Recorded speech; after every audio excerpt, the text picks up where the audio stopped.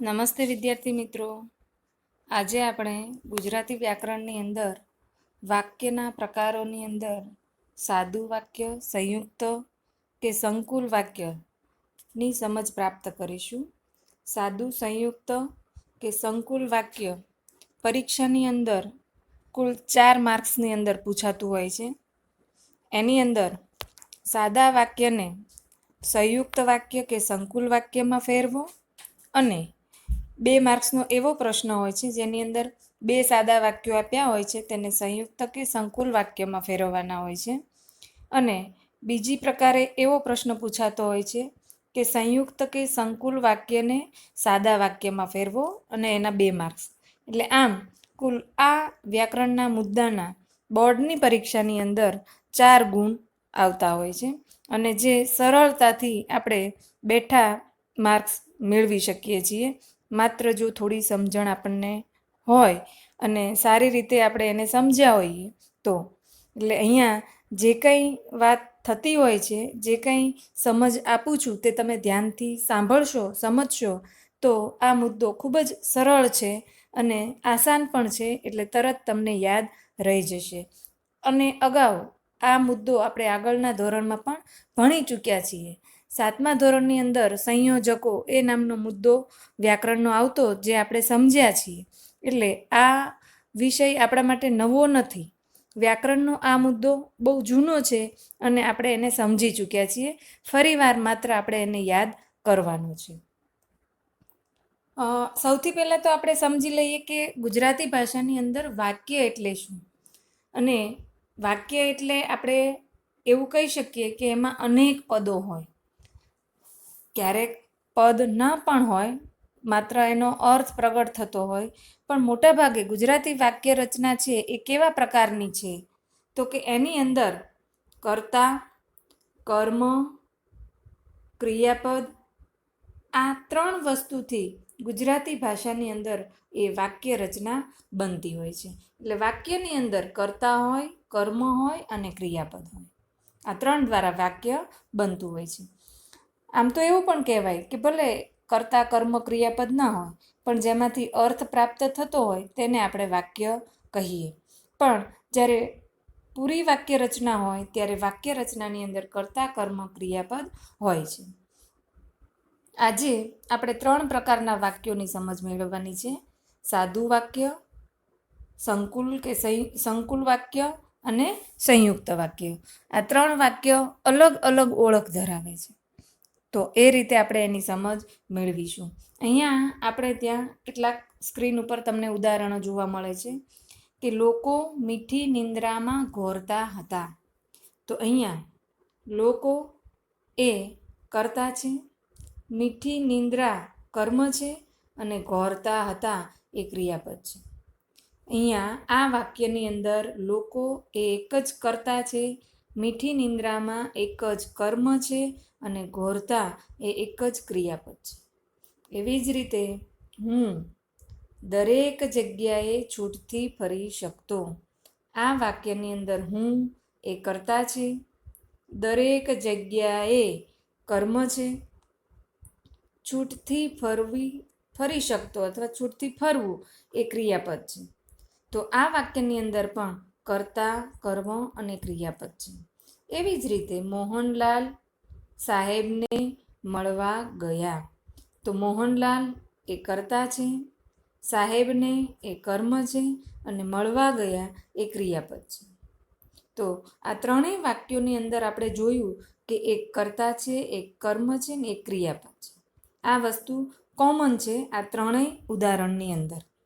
તો એના ઉપરથી આપણને એવી ખબર પડે કે સાદા વાક્યની અંદર એક જ કર્તા હોય, એક જ કર્મ હોય અને એક જ ક્રિયાપદ. તો સાદું વાક્ય કોને કહેવાય કે જેમાં એક જ કર્તા, એક જ કર્મ અને એક જ ક્રિયાપદ. તો આવા વાક્યને આપણે સાદું વાક્ય કહીએ છીએ. કે અને બીજી રીતે એવું પણ કહેવાય કે સાદા વાક્યની અંદર એક જ ઉદ્દેશ્ય પદ હોય અને એક જ વિધેય પદ હોય.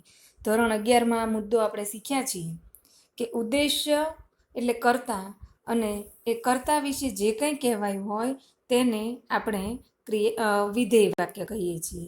એટલે મોહનલાલ એ કર્તા છે અને ઉદ્દેશ્ય પણ છે. એટલે મોહનલાલ એ ઉદ્દેશ્ય અને કર્તા છે. સાહેબને મળવા ગયા તો એ ઉદ્દેશ્ય ઉપર નિર્ભર છે, એટલે એ વિધેય વાક્ય છે અને કર્તા પણ છે. કર્તા વિશે જે કહેવાયું છે એટલે વિધેય છે. સાહેબને મળવા ગયું કોણ? તો કે મોહનલાલ. મોહનલાલ વિશે કહેવાયું છે બીજા પદમાં, એટલે આ બીજું પદ છે એ પહેલા પદ ઉપર નિર્ભર છે. તો આવી રીતે બીજી ઓળખ સાદા વાક્યની એ પણ છે કે જેની અંદર એક જ ઉદ્દેશ્ય હોય અને એક જ વિધેય ખંડ હોય. તો આવા વાક્યને આપણે સાદું વાક્ય કહીએ છીએ. અને એક જ કર્તા, એક જ કર્મ અને એક જ ક્રિયાપદવાળી વાક્ય રચના એટલે સાદું વાક્ય. આપણે વાક્યનો જે પહેલો પ્રકાર સાદું વાક્ય જે સમજીએ છીએ, તો આવી જે રચના છે એવી રચનાઓને આપણે સાદું વાક્ય કહીએ છીએ. એવી જ રીતે દેવરાજ અતીતમાં સરી પડ્યો, તો દેવરાજ એ ઉદ્દેશ્ય પદ છે, કર્તા પણ છે, અને અતીતમાં સરી પડ્યો એ વિધેય વાક્ય છે. કર્તા વિશે કહેવામાં આવ્યું છે, એટલે ઉદ્દેશ્ય પણ એક જ છે અને વિધેય ખંડ પણ એક જ છે, એટલે આ સાદું વાક્ય છે. એવી જ રીતે આમાં તો ઝીણા ઝીણા દાણા દેખાય છે. આમાં તો એ ઉદ્દેશ્ય છે અને સર્વનામ છે એટલે કે કર્તા છે. એના વિશે કહેવાયું છે. શું છે એના વિશે કહેવાયું? તો કે ઝીણા ઝીણા દાણા દેખાય છે, એ ઉદ્દેશ્ય ખંડ વિશે કહેવાયું છે. એટલે આ વિધેય ખંડ બને છે. તો આ ઉદ્દેશ્ય ખંડ અને આ વિધેય ખંડ, તો એક જ ઉદ્દેશ્ય અને એક જ વિધેય, એટલા માટે આ પણ સાદું વાક્ય છે. એવી રીતે વાક્યમાં એક ઉદ્દેશ્ય હોય અને એક વિધેય હોય ત્યારે તે સાદું વાક્ય બને છે. આ વસ્તુ સહજતાથી આપણને યાદ રહે છે. અહીંયા બીજા કેટલાક ઉદાહરણો આપણે જોઈએ મિત્રો, કે તમે બહુ ડાહ્યા. હવે તમને ખ્યાલ આવી ગયો હશે કે અહીંયા પહેલા વાક્યની અંદર આખું વાક્ય છે અને બીજા વાક્યને આપણે છૂટા પાડ્યા છે. તો આ છૂટા પાડેલા જે આ બીજા વાક્યો છે એ ઉદ્દેશ્ય ખંડ અને વિધેય ખંડ એ રીતે આપણે ભાગ પાડ્યા છે. તો તમે બહુ ડાહ્યા છો, તો તમે એ ઉદ્દેશ્ય ખંડ છે, બહુ ડાહ્યા છો એ વિધેય ખંડ છે.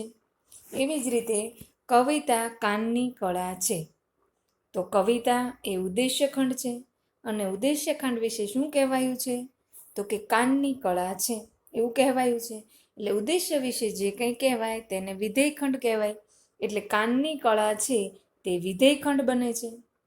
મેં તેને પતંગ આપી. મેં એ ઉદ્દેશ્ય ખંડ છે અને તેને પતંગ આપી એ વિધેય ખંડ છે. એટલે આ પણ સાદા વાક્યો છે. અહીંયા સ્ક્રીન પર જેટલા વાક્યો છે એ બધા જ સાદા વાક્યના ઉદાહરણો છે, જેથી કરીને તમને ખ્યાલ આવશે કે આગળની જે વ્યાખ્યા આપણે જોઈ એ વ્યાખ્યા પ્રમાણે જ આ ઉદાહરણોમાં બધું વ્યવસ્થિત એના નિયમો પ્રમાણે એ નિયમો સિદ્ધ થાય છે. એટલે એક ઉદ્દેશ્ય, એક કર્તા અને એક વિધેય એટલે કે એક ક્રિયાપદ, કર્તા કર્મ ક્રિયાપદ. તમારે વ્યાકરણ શીખવું છે, તો તમારે એ ઉદ્દેશ્ય ખંડ છે અને વ્યાકરણ શીખવું છે એ વિધેય ખંડ છે. એટલે એક જ ઉદ્દેશ્ય, એક જ વિધેય, એક જ ક્રિયાપદ, એક જ કર્તા, એક જ કર્મ, એટલે આ સાદા વાક્યો છે. મને મારા ગાંડીવનું અભિમાન છે. મને ઉદ્દેશ્ય ખંડ, મારા ગાંડીવનું અભિમાન હતું, તો એ વિધેય ખંડ બને છે. એવી જ રીતે આગળ નદી બહુ ઘાંટીલો વળાંક લે છે, તો અહીંયા આગળ એ ઉદ્દેશ્ય અને ઘાટીલો વળાંક લે છે એ વિધેય ખંડ. એટલે અહીં આપેલા જે કંઈ ઉદાહરણો છે તે સાદા વાક્યોના ઉદાહરણો બને છે. તો આવા વાક્યોને આપણે સાદા વાક્યો કહીએ છીએ. હવે બીજો પ્રકાર છે સંયુક્ત વાક્ય. તો સંયુક્ત વાક્ય શું? આગળ આપણે જોયું કે જેમાં એક કર્તા, એક કર્મ, એક ક્રિયાપદ, અથવા તો જેમાં એક ઉદ્દેશ્ય અને એક વિધેય ખંડ હોય, તો તે સાદા વાક્યો છે. પણ અહીંયા બે સ્વતંત્ર વાક્યો હોય. આવી રીતે જે સાદા વાક્યો છે એવા બે હોય પણ બંને સ્વતંત્ર અર્થ ધરાવે અને સ્વતંત્ર રીતે પ્રયોજી પણ શકાય. એટલે જે વાક્યોમાં જોડાયેલા વાક્યો બંને સમાન કક્ષાના હોય પણ એને સંયોજકથી જોડેલા હોય. અહીંયા વાત મુખ્ય અગત્યની આ છે, 7મા ધોરણમાં આપણે સંયોજકો શીખી ગયા છીએ. એટલે બે સાદા વાક્યોને સંયોજકથી જોડવામાં આવે અને સંયોજક દૂર કરીએ એટલે આ બંને વાક્યો સ્વતંત્ર રીતે ટકી શકે તેવા હોય તેવી વાક્ય રચનાને સંયુક્ત વાક્ય કહે છે. હવે આ વ્યાખ્યાને આપણે સમજીએ તો આપણે ત્યાં સૌથી પહેલાં ઉદાહરણ જોઈએ કે મહેનતુ ખેડૂતોના હાથ રોજ ફરતા હતા. એટલે ક્યાંય વાંકો ચૂકો છોડ કે નિંદામણ દેખાતું ન હતું. અહીંયા બે સાદા વાક્યોને જોડવામાં આવ્યા છે. તો પહેલું વાક્ય કયું? તો કે મહેનતુ ખેડૂતોના હાથ રોજ ફરતા હતા. આને આપણે સ્વતંત્ર વાક્ય પણ કહી શકીએ છીએ અને સ્વતંત્ર મૂકવું હોય તો મૂકી પણ શકીએ છીએ. બીજું છે વાક્ય ક્યાંય વાંકો ચૂકો છોડ કે નિંદામણ દેખાતું નહોતું. તમે આ સંયોજક કાઢી નાખો એટલે તો ક્યાંય તમને એવું ના લાગે કે આ સંયોજકની ખોટ છે, ક્યાંક વચ્ચે ખૂટે છે, આ વાક્યની અંદર કંઈક ખૂચે છે એવું આપણને ના લાગે. સ્વતંત્ર અર્થ છે, ક્યાંય અડચણરૂપ નથી. જો એને લઈ લેવામાં આવે તો આ સંયોજકને લઈ લેવામાં આવે તો ક્યાંય અડચણરૂપ નથી થતું કે બે વાક્યો આપણે સ્વતંત્ર મૂકી શકીએ કે મહેનતુ ખેડૂતોના હાથ રોજ ફરતા હતા. ક્યાંય વાંકો ચૂકો છોડ કે નિંદામણ દેખાતું નહોતું. તો આવા જે વાક્યો છે કે સંયોજક હટાવી દેવાથી બંને સ્વતંત્ર રીતે મૂકી શકાય, દરેકને બેયને પોતાનું સ્વતંત્ર અસ્તિત્વ હોય, તો એવાને આપણે સંયુક્ત વાક્ય કહીએ છીએ કે જેની અંદર એક સંયોજક જોડાયું હોય. એ જ રીતે બીજું ઉદાહરણ જોઈએ કે આ બ્રાહ્મણ ખૂબ વિદ્વાન હતા પણ તેના પુત્ર શ્વેતકેતુને ભણવું ગમતું નહીં. તો અહીંયા આ બ્રાહ્મણ ખૂબ વિદ્વાન હતા એ એક વાક્ય બન્યું અને સ્વતંત્ર રીતે મૂકી શકાય છે. તેના પુત્ર શ્વેતકેતુને ભણવું ગમતું નહીં, અથવા તો એવું કહી શકીએ કે બ્રાહ્મણના પુત્ર શ્વેતકેતુને ભણવું ગમતું નહીં, તો એ સ્વતંત્ર રીતે મૂકી શકાય. તો આ બંને સ્વતંત્ર અર્થ ધરાવતા અને સ્વતંત્ર રીતે મૂકી શકાય તેવા અલગ અલગ વાક્યો છે અને એને એકમાત્ર પણ એવા સંયોજક દ્વારા આપણે જોડ્યું છે. અને જો એ હટાવી દેવામાં આવે તો પણ બંને સ્વતંત્ર રીતે એનું કામ કરી શકે છે. તો આવી વાક્ય રચનાઓ હોય તેને આપણે સંયુક્ત વાક્યો કહીએ છીએ. આપણે ત્યાં ગુજરાતી ભાષાની અંદર જે સંયોજકો છે, આ જે બે વાક્યોને જોડવાનું કામ કરે છે, જે સાદા બે વાક્યોને જોડવાનું કામ કરે તેને સંયોજક કહેવાય. તો આ સંયોજકો કયા કયા છે? તો કે અને, ને, તથા, પણ, છતાં, કે, અથવા, યા, વા, કેમ, વળી, નહીતર, એટલે વગેરે. તો આ બધા સંયોજકો છે જે બે સ્વતંત્ર વાક્યોની વચ્ચે મૂકી અને એક સંયુક્ત વાક્ય બનતું હોય છે. ફરી આપણે એના કેટલાક ઉદાહરણો જોઈએ કે આ બ્રાહ્મણ ખૂબ વિદ્વાન હતા પણ તેના પુત્ર શ્વેતકેતુને ભણવું ગમતું નહીં. એટલે અહીંયા આ પણ એ સંયોજક છે અને આ બંને વાક્યો સ્વતંત્ર રીતે મૂકી શકાય તેવા છે.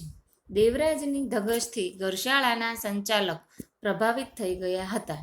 આ એક આખું સ્વતંત્ર વાક્ય છે, એને સ્વતંત્ર મૂકી શકીએ.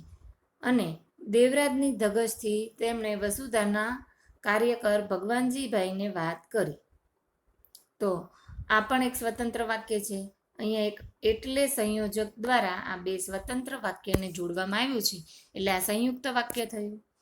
તમે તમારે મજાથી રાજ કરો, આ એક વાક્ય સ્વતંત્ર. બીજું મનની આશાઓ સંતોષો, આ પણ સ્વતંત્ર વાક્ય છે. અને એ એક સંયોજક છે. જો એ કાઢી લેવામાં આવે તો બંને એક સ્વતંત્ર અર્થ ધરાવતું વાક્ય બને છે. જો ઉમેરવામાં આવે તો એક સંયુક્ત વાક્ય બને છે. દેવરાજ કેમ્પના સ્ટેશને ઉતર્યા ત્યારે તેને સૌ પહેલાં એની બાની યાદ આવી. તો દેવરાજ કેમ્પના સ્ટેશને ઉતર્યો. બીજું, દેવરાજને સૌ પહેલાં બાની યાદ આવી. આપણે દેવરાજની બદલે અહીંયા સર્વનામ વાપર્યું છે કે એને, એટલે દેવરાજ લખીએ તો પણ ચાલે. અને અહીંયા ત્યારે એ સંયોજક દ્વારા બે સ્વતંત્ર વાક્યને આપણે જોડ્યા છે એટલે આ સંયુક્ત વાક્ય છે. તો આવી રીતે બે સાદા વાક્યને જોડેલા હોય અને આ બંને સાદા વાક્યો સ્વતંત્ર અર્થ ધરાવતા હોય ત્યારે તેને આપણે સંયુક્ત વાક્ય તરીકે ઓળખીએ છીએ. આગળનું એક ઉદાહરણ આપણે જોઈ લઈએ કે જે વાક્યમાં જોડાયેલા સમાન કક્ષાના હોય વાક્યો સંયોજક દૂર કરવાથી તે વાક્યો સ્વતંત્ર રીતે ટકી શકે તેવા હોય અને એક વાક્ય અન્ય વાક્યનું ગૌણ વાક્ય ના હોય, કોઈ એકબીજા ઉપર નિર્ભર ના હોય, બંને સ્વતંત્ર હોય તેવી વાક્ય રચનાને સંયુક્ત વાક્ય રચના કહે છે.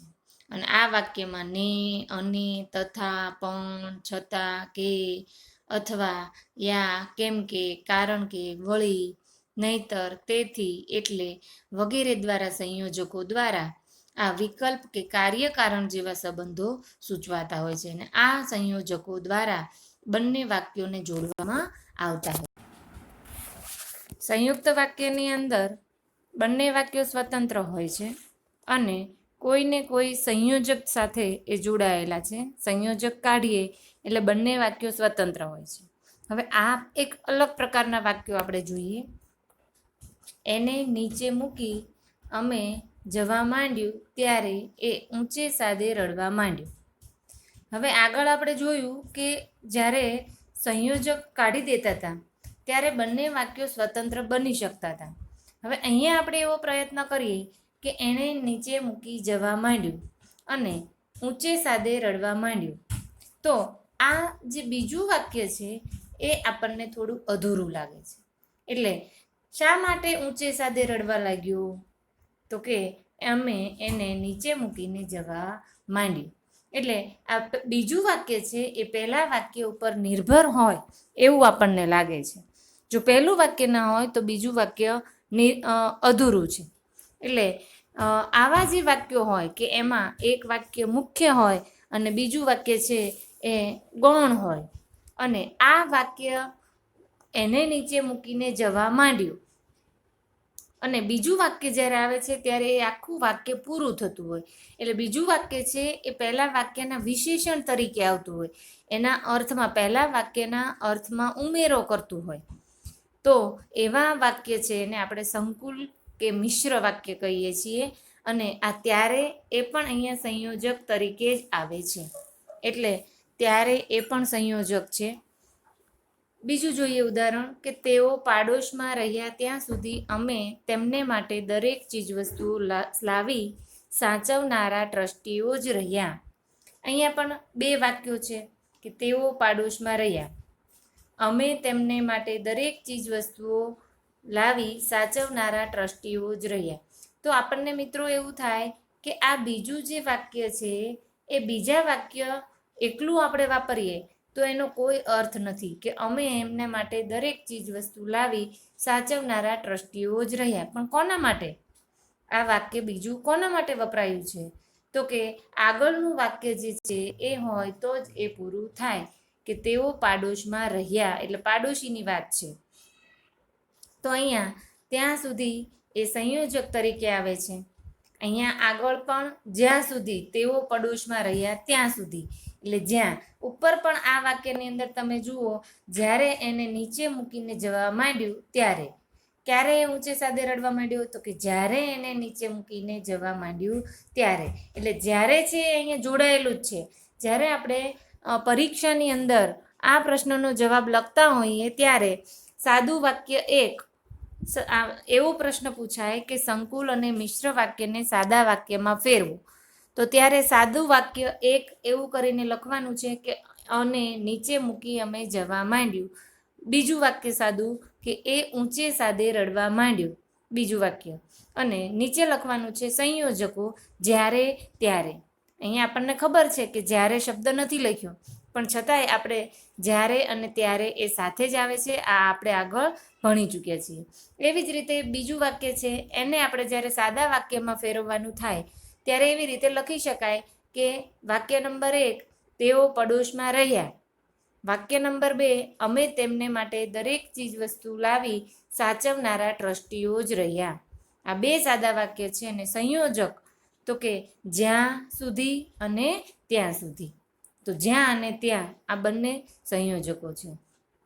એવી જ રીતે ત્રીજા નંબરનું વાક્ય છે કે ભીમ જેમ કોઈ રણમાં ભમી ભમીને થાકેલા માણસને પાણી પીવા મળે તેમ સંતુષ્ટ થયેલો લાગે છે. તો પહેલું વાક્ય ભીમ. બીજું, કોઈ રણમાં ભમી ભમીને થાકેલા માણસને પાણી પીવા મળે. ત્રીજું વાક્ય, સંતુષ્ટ થયેલો લાગે છે. તો આ 3 વાક્યોને જેમ અને તેમ એ સંયોજક દ્વારા જોડેલા છે. એટલે પહેલા વાક્યમાં ભીમ, બીજું, કોઈ રણમાં ભમી ભમીને થાકેલા માણસને પાણી પીવા મળે, ત્રીજું વાક્ય, સંતુષ્ટ થયેલો લાગે છે. આવી રીતે લખવાનું છે. અને નીચે જેમ તેમ આ સંયોજકો છે એ રીતે આપણે પ્રશ્નના જવાબમાં લખીશું. આગળ આપણે જોઈએ કે સંકુલ વાક્યમાં બીજા એક ઉદાહરણો છે કે જો પરીક્ષામાં સારી તૈયારી કરીશું તો સફળતા ચોક્કસ મળે.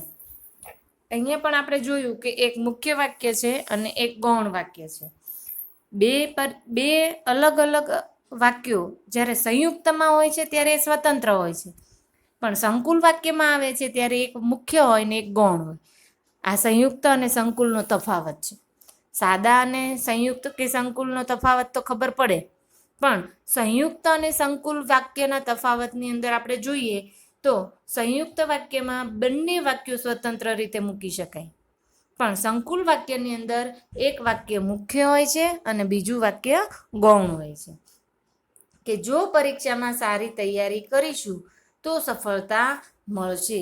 એટલે સફળતા મળશે એનો આધાર કોની ઉપર છે? તો કે જો પરીક્ષામાં સારી રીતે તૈયારી કરીશું તો. એટલે અહીંયા જો અને તો એ સંયોજક છે. તો મુખ્ય વાક્ય પરીક્ષામાં સારી તૈયારી કરીશું, ગૌણ વાક્ય સફળતા ચોક્કસ મળશે. એટલે સંયોજક રહેશે કે જો અને તો. તો જવાબ લખતી વખતે વાક્ય નંબર 1 પરીક્ષામાં સારી તૈયારી કરીશું, વાક્ય નંબર 2 કે સફળતા ચોક્કસ મળશે, અને સંયોજક જો તો. એવી જ રીતે જે ખાડો ખોદે તે ખાડામાં પડે. સંયોજક છે જે અને તે. ખાડામાં પડવાની ક્રિયા છે એ કોના ઉપર નિર્ભર છે? તો કે ખાડા ખોદવામાં. તો ખાડો ખોદે વાક્ય નંબર 1 અને ખાડામાં પડે વાક્ય નંબર 2. તો એવી રીતે જે ખાડો ખોદે તે ખાડામાં પડે. જ્યાં ઈશ્વર વસે છે ત્યાં હંમેશા સત્ય હોય છે. તો જ્યાં અને ત્યાં એ સંયોજક છે. પહેલું વાક્ય છે ઈશ્વર વસે છે, બીજું વાક્ય છે ઈશ્વર ત્યાં હંમેશા સત્ય હોય છે. ક્યાં વસે છે? તો કે હંમેશા સત્ય હોય ત્યાં. તો એવી રીતે સંકુલ વાક્યની અંદર મુખ્ય અને ગૌણ વાક્ય આપણને જોવા મળે છે. અને આ વાક્યની અંદર આપણે જોઈએ તો કયા કયા પ્રકારના સંયોજકો હોય? તો કે જો, તો, જે, તે એ જોડાયેલા જ હોય છે. કદાચ તો આવે, જો ના લખેલું હોય, પણ જો એની અંદર સંકળાયેલું હોય છે. એવી જ રીતે જેમ તેમ, જેવું તેવું, જ્યારે ત્યારે, જેનું તેનું, જેમના તેમના, જ્યારથી ત્યારથી, જ્યાં ત્યાં, જેટલું તેટલું, આ બધા સંયોજકો આપણને સંકુલ વાક્યની અંદર જોવા મળે છે. એટલે સંકુલ વાક્યની અંદર આવા સંયોજકો આવતા હોય છે. આગળ પણ આપણે જોયું હતું કે સંયુક્ત વાક્યની અંદર કેવા પ્રકારના સંયોજકો આવે છે. આવા સંકુલ વાક્યોમાં એક વાક્ય છે એ બીજા વાક્ય ઉપર આધાર રાખતા હોય છે. સંયુક્ત વાક્યની અંદર આપણે જોયું કે એક વાક્ય બીજા વાક્ય પર આધાર રાખતું નથી, અને અહીંયા આ વાક્ય છે સંકુલ વાક્ય છે એમાં એક વાક્ય બીજા વાક્ય પર આધાર રાખે છે. આ મેઇન બાબત આપણે ધ્યાનમાં રાખવાની છે. વાક્યમાં એક વાક્ય મુખ્ય હોય છે અને એક વાક્ય ગૌણ હોય છે, ત્યારે તે સંકુલ વાક્ય બને છે. આ વસ્તુ પણ આપણે યાદ રાખવાની છે.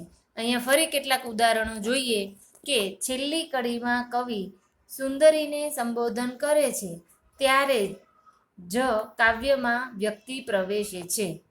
બે વાક્યો છે કે છેલ્લી કડીમાં કવિ સુંદરીને સંબોધન કરે છે, વાક્ય 1. બીજું વાક્ય જ કાવ્યમાં વ્યક્તિ પ્રવેશે છે ત્યારે. તો વ્યક્તિ ક્યારે પ્રવેશે છે? તો કે જ્યારે છેલ્લી કડીમાં કવિ સુંદરીને સંબોધન કરે છે તો અહીંયા જ્યારે એ સંયોજક છે અને અહીંયા ત્યારે તો સંયોજક આપેલો જ છે. એટલે પહેલું વાક્ય કે છેલ્લી કડીમાં કવિ સુંદરીને સંબોધન કરે. બીજું વાક્ય ત્યાં કાવ્યમાં વ્યક્તિ પ્રવેશે છે ત્યારે એ સંયોજક છે, જ્યારે અને ત્યારે. બીજું વાક્ય જોઈએ કે રાત્રે સીમની અવર જવર બંધ થઈ ગઈ અને સોપો પડી ગયો ત્યારે ભોજાએ એ જીવન સૂત્ર અમલમાં મૂક્યું. આમ આખું વાક્ય એ રીતે બોલાય કે જ્યારે રાતે સીમની અવર જવર બંધ થઈ ગઈ અને સોપો પડી ગયો ત્યારે ભોજાએ એ જીવન સૂત્ર અમલમાં મૂક્યું. તો અહીંયા જ્યારે નથી પણ એ લુપ્ત થયેલું દેખાય છે. એટલે જ્યારે આપણે સાદા વાક્યમાં આ વાક્યને ફેરવીએ ત્યારે સંયોજક તરીકે જ્યારે અને ત્યારે એ બંને લખવાનું છે. તો સાદું વાક્ય એક કે રાતે સીમની અવર જવર બંધ થઈ ગઈ અને સોપો પડી ગયો. વાક્ય નંબર 2 કે ભોજાએ એ જીવન સૂત્ર અમલમાં મૂક્યું. સંયોજક જ્યારે અને ત્યારે. આગળનું ઉદાહરણ જોઈએ કે પોતે જેલમાં ગયો ત્યારે છોકરો જરા જરા ચાલતા શીખ્યો હતો. તો ક્યારે? તો કે જ્યારે જેલમાં ગયો. જ્યારે પોતે જેલમાં ગયો, પણ જ્યારે શબ્દ અહીંયા મુકાયો નથી, લુપ્ત થયેલો છે. તો એવી રીતે વાક્ય નંબર 1 કે પોતે જેલમાં ગયો. વાક્ય નંબર 2 કે છોકરો જરા જરા ચાલતા શીખ્યો હતો. સંયોજક ત્યારે. તો અહીંયા આ બે સાદા વાક્યોને આવી રીતે સંયોજક દ્વારા જ્યારે અને ત્યારે જોડાયેલું છે. એમાં આ એક વાક્ય પોતે જેલમાં ગયો એ મુખ્ય છે અને બીજું વાક્ય ગૌણ છે કે જરા જરા ચાલતા શીખ્યો હતો. એટલે આ વ્યાખ્યા પ્રમાણે કે સંકુલ વાક્યની અંદર એક વાક્ય મુખ્ય હોય છે અને બીજું વાક્ય ગૌણ હોય છે. આ વાક્યમાં રહેલા બંને વાક્યો વચ્ચે સમાનતાનો સ્તર કે સમાનતાનો સંબંધ નથી, પણ મુખ્ય અને ગૌણનો સંબંધ હોય છે. અને આ વાક્યમાં સંયોજક તરીકે જે, તે, જો, તો, જેવું તેવું, જ્યાં ત્યાં, જ્યારે ત્યારે, જેમ તેમ, જ્યાં સુધી ત્યાં સુધી, જેટલું તેટલું વગેરે મુકાયેલા સંયોજકો હોય છે. અને ક્રિયા વિશેષણ, આ જે મુખ્ય વાક્ય છે એ મુખ્ય વાક્યના વિશેષણ તરીકે વાક્ય છે એ ક્રિયા વિશેષણ વાક્ય કે કર્મ વાક્ય તરીકે આવી જે બીજું વાક્ય છે એ મુખ્ય વાક્યની અંદર વિશેષણ કે ક્રિયા વિશેષણ તરીકે આવીને કામ કરતું હોય છે અને મુખ્ય વાક્યનો અંદર વધારો કરતો હોય છે. આ પોતે જેલમાં ગયો એ એક જ વાક્ય છે. આ બીજું વાક્ય છે એ પહેલા વાક્યના અર્થમાં એના વાક્યના અર્થની અંદર વધારો કરે છે. એટલે વિશેષણ તરીકે, ક્રિયા વિશેષણ તરીકે કામ કરતું રહે છે. તો આવી રીતે સંયુક્ત, સંકુલ અને સાદું વાક્ય કેવા કેવા પ્રકારનું હોય છે અને પરીક્ષાની અંદર કેવી રીતે પૂછાય છે 4 માર્ક્સમાં, એ રીતે આપણે એની સમજ મેળવી કે સાદા વાક્યને સંયુક્ત વાક્યમાં ફેરવો કે સંયુક્ત કે સંકુલ વાક્યને સાદા વાક્યમાં ફેરવો. તો ત્યારે આપણે વ્યવસ્થિત રીતે જો લખ્યું હશે તો રોકડા 4 માર્ક્સ આપણને પ્રાપ્ત થશે. આભાર.